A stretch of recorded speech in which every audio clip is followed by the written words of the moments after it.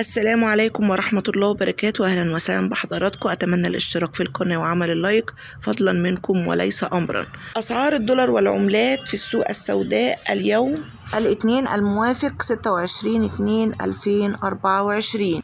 سجل الدولار في البنك 30 جنيه 85 قرش للشراء، 30 جنيه 90 قرش للبيع. ريال قطري 13 جنيه 12 قرش للشراء، 13 جنيه 35 قرش للبيع. ريال سعودي 13 جنيه 7 قروش للشراء، 13 جنيه 27 قرش للبيع. دينار كويتي 157 20 قرش للشراء، 160 10 قروش للبيع.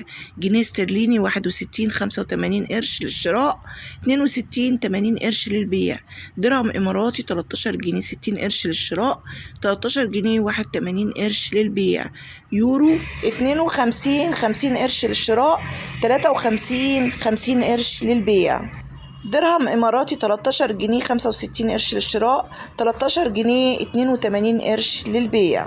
أما عن الدولار في السوق السوداء 48 65 قرش للشراء، 49 62 قرش للبيع.